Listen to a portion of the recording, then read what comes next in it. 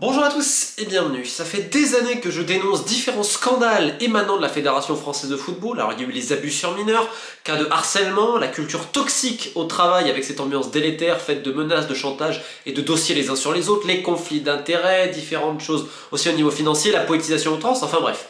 Sauf qu'il y a un thème qu'on n'a jamais abordé, c'est celui des élections, et notamment des différentes ligues qui composent la Fédération Française de Football. Alors hier, dans Josimar, j'ai publié une enquête autour des élections fin 2016 à la Ligue de la Réunion, sous couvert des Avengers, comme on les appelle de la Fédération Française de Football, et notamment son directeur juridique, Jean Lapère, avec une grande question.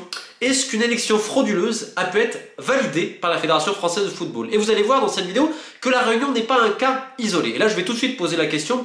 Quand l'instance fêtière du football national se permet de valider des élections qui n'auraient jamais dû l'être, des élections donc frauduleuses, on peut le dire comme cela, et qu'elle refuse de répondre, on se dit c'est quoi la prochaine étape? Ne rien dire sur les abus sur mineurs? Ah oui, ils l'ont fait aussi, alors c'est quoi la prochaine étape? Faire un nouveau pied de nez au ministère des Sports français qui ne prend aucune décision? Parce que tous ceux qui pensent qu'on a réglé les problèmes en écartant, en obtenant la démission de Noël Le Graët, c'est se mettre un doigt dans l'œil. C'est ce qu'on répète depuis des mois et des mois. Il y a une idée de sauvegarder le système. Et tout ce que j'ai énuméré au début, toutes les enquêtes qui ont été publiées, que ce soit par mes soins, ce qu'a fait SoFoot, ce qu'a fait Le Monde, ce qu'a fait la cellule enquête de l'équipe avec Antoine Borloo, Nicolas Jambou, et ce qu'ont fait plein d'autres personnes, il y a quand même un consensus pour dire que c'est un système, que ça dépasse le cas de Noël Le Graët. Est-ce que vous avez vu des changements? Au COMEX, on rappelle, il n'y a que Jamel Sanjak qui a démissionné. On rappelle que là, le COMEX fait tout pour qu'il n'y ait surtout pas un vote qui appellerait à convoquer une assemblée générale pour donc potentiellement révoquer le COMEX. Et est-ce que vous voyez quelque chose? Non, il n'y a même pas eu de poursuite vis-à-vis des abus sur mineurs. Enfin, c'est incroyable ce qui se passe. Et la Réunion, d'ailleurs, est citée un petit peu parce que l'équipe en avait parlé. Mais la mission d'audit du ministère des Sports avait dit qu'elle était effarée et plus ou moins scandalisée par ce qui se passait à La Réunion. Est-ce que vous avez vu quelque chose? Ah bah, on voit simplement une chose, c'est que le numéro 2 actuel à La Réunion, Osman Gangat, bien qu'il clame son innocence, a été placé en détention suite à plusieurs plaintes pour violences sexuelles et physiques. Et que le président totémique, le monarque, là depuis 40 ans, à la Ligue de La Réunion, Monsieur Yves Etève, lui, il y a donc un nouveau cas vis-à-vis d'harcèlement sexuel. Alors, même si ces personnes-là clament leur innocence, on va voir ce qu'en dit la justice, mais ça devrait quand même alerter les instances sportives. Et bien que nenni, puisque fin 2016, comme on le rappelle dans l'article, on a eu des élections assez spectaculaires. On va recontextualiser un petit peu, mais la Fédération Française de Football, c'est très simple. Il faut comprendre qu'elle protège la plupart des présidents de ligue qui votent pour elle. Si tu es le copain, on va toujours t'aider, parce que forcément, c'est les copains, la République des copains. Or, il y a eu un bordel pas possible à La Réunion, parce qu'à un moment donné, Yves Etève avait été déchu de son trône, il y a eu plein de batailles juridiques. Je vous épargne cela. Pour faire très simple, fin 2016 finalement, après beaucoup de pression, on rappelle dans l'article, notamment le fameux coup de téléphone du sénateur, selon ce document, pour obtenir une motion de censure afin qu'il y ait de nouvelles élections, enfin bref.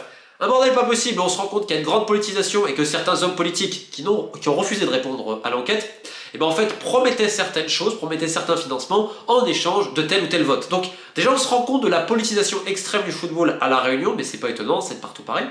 Et donc fin 2016, on a de nouvelles élections avec 3 candidats, Monsieur Dupuis, Monsieur Vidot et Monsieur Etève. La Fédération Française de Foot, vu le climat assez toxique, décide d'amener une mission sur place, composée en chef de ligne de Monsieur Meurillon, de 2 autres personnes, M. Caillol et M. Bernard, et surtout du tout-puissant directeur juridique de la Fédération Française de Foot, M. Jean Lapère, le roi Jean. Alors, on a la figure au niveau juridique de la Fédération Française de Football.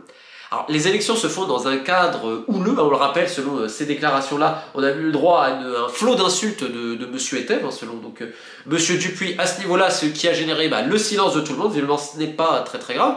Et ce qui est quand même plus curieux, c'est que comme vous pouvez le voir sur ces documents-là, il y a quelqu'un qui était suspendu, mais qui a pu voter. Alors, il va falloir m'expliquer comment c'est possible. Tu es suspendu de toute fonction, mais tu peux voter. Donc, des votants suspendus qui votent déjà, normalement, en fait, ça aurait dû être invalidé. Et pire encore, dans la liste de M. Etève, vous retrouvez M. Johnny Payet, qui plus tard sera nommé d'ailleurs vice-président. Il était suspendu. Donc, on a mis une personne suspendue et on a gardé la liste. Normalement, la liste aurait dû être invalidée. Alors, à l'époque, ce qu'on a dit en coulisses, parce qu'on a refusé de me répondre, alors qu'on a laissé du temps, tout le monde avec de la Réunion, la Fédération, n'a jamais eu de réponse. Ce qui se disait en off, c'est de dire que la suspension de M. Payet est intervenue après la publication de la liste, donc en fait, ils ont permis cela. À la seule condition que M. Payet n'obtienne pas de fonction derrière. Il a été nommé directement vice-président. Donc, bon, les règles, visiblement, on s'en fout, mais donc on a une liste qui aurait dû être invalidée.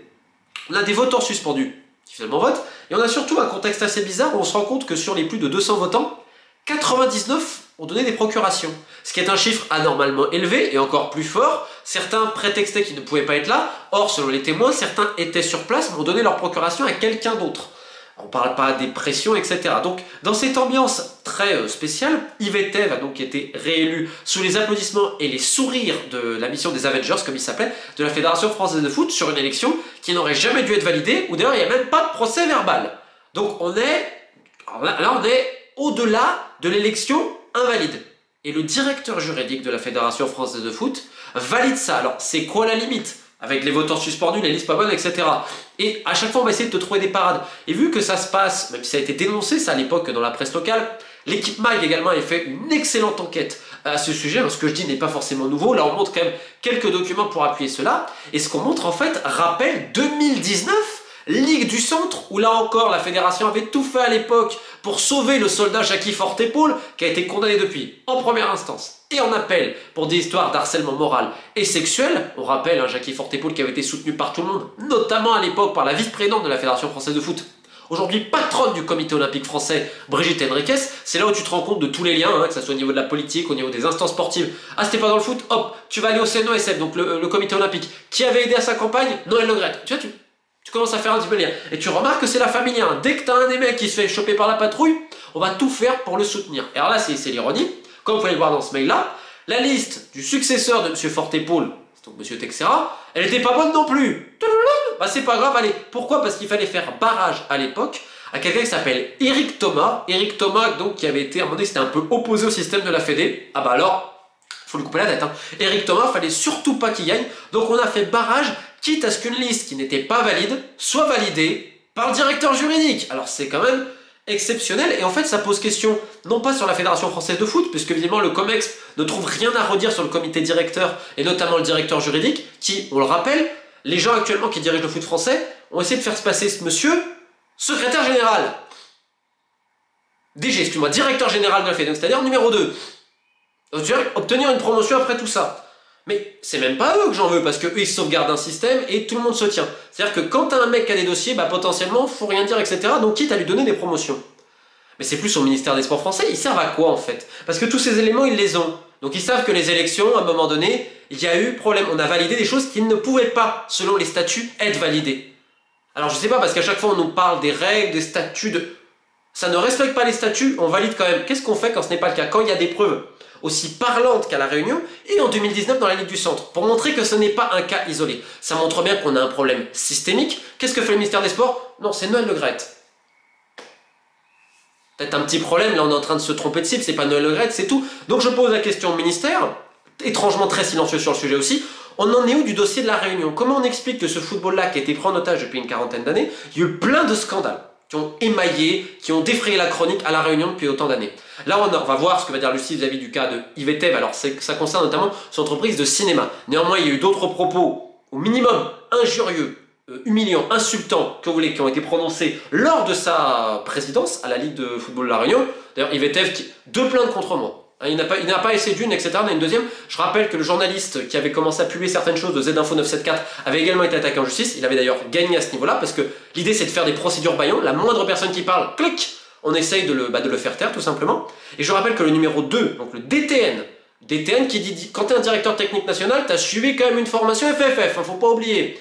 Osman Gangat qui clame son innocence, néanmoins ce dernier pour le moment en détention suite à de multiples plaintes pour violences sexuelles et violences physiques. Ce qui fait que quand tu as cette direction à la Ligue de La Réunion et que tu vois aussi le nombre de licenciés qui baisse d'année en année et que tu vois les innombrables problèmes qui émaillent, que ce soit l'histoire de match truc, qui est l'histoire de finances, etc., tu te dis il faudrait peut-être mettre le nez dessus. Ok, c'est une ligue d'outre-mer, je rappelle que ça fait partie quand même de la France, que les gens des fois ils ont tendance à oublier, et donc c'est sous la coupole de la Fédération Française de Foot. Et c'est trop facile pour la Fédération Française de Foot et le ministère des Sports français de simplement compter sur La Réunion pour former quelques joueurs et les avoir lors du moment des votes pour que le président vote pour le président de la Fédération française de foot. Ils ont un devoir de nettoyer et de faire la lumière. C'est pas parce que ça ne s'est pas passé à Clairefontaine que c'est moins important. Et je suis persuadé que quand on va vraiment déterrer les cadavres à la Ligue réunionnaise de football, on pourrait voir des choses assez terribles, notamment au pôle espoir. Il en va de l'avenir de notre football, de nos jeunes, et pour cela, il faut continuer à parler. Le boulot n'a pas été fini sur la Fédération française de foot,